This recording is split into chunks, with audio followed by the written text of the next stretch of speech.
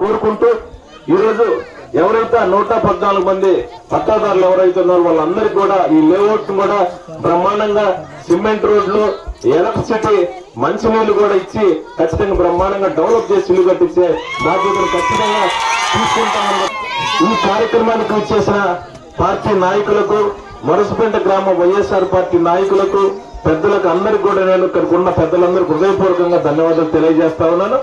మీకు వారి ఫారెస్ట్ సంబంధించిన పట్టాలు కూడా కొన్ని పెండింగ్ ఉన్నాయి. మొన్న అయితే కొన్ని ఇచ్చారు, మిగతాయి కూడా క్లియర్ చేసి వాళ్ళకు కూడా ఇచ్చే కార్యక్రమం ఖచ్చితంగా చేస్తాం. Thank you.